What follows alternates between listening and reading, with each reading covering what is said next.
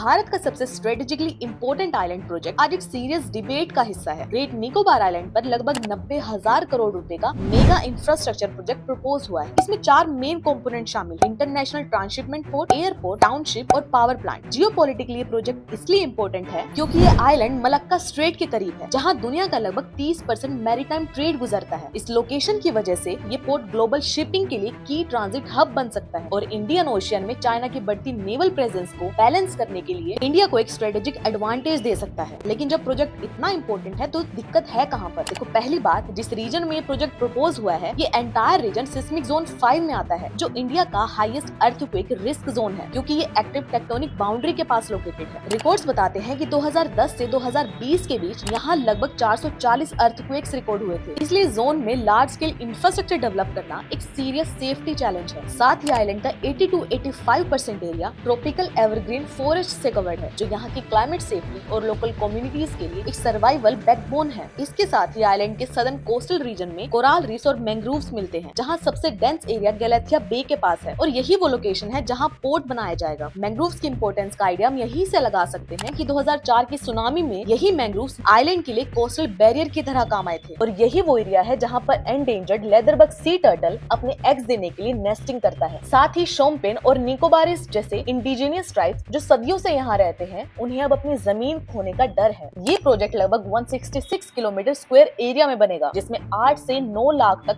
पेड़ कटने का एस्टिमेट है। सरकार का कहना है कि इन पेड़ के बदले मेनलैंड में नए पेड़ लगाकर कंपेंसेट किया जाएगा, लेकिन एक्सपर्ट्स का मानना है कि आइलैंड और मेनलैंड इकोसिस्टम फंक्शनली अलग अलग होते हैं। अब गवर्नमेंट का कहना है कि जो आइलैंड का एरिया है उसका कुछ परसेंट एरिया ही ट्राइबल रिजर्व लैंड में आता है और इस एरिया का लगभग 73 स्क्वायर किलोमीटर लैंड को डीनोटिफाई किया जाएगा, यानी उसका प्रोटेक्टेड स्टेटस परमानेंटली खत्म हो जाएगा। जिस एरिया में वहाँ के बहुत सारे नेशनल पार्क्स और आसपास के फॉरेस्ट और बफर जोन शामिल है, जो निकोबार बायोस्फीयर रिजर्व का हिस्सा है। आपको क्या लगता है कि ये प्रोजेक्ट बनना चाहिए या नहीं?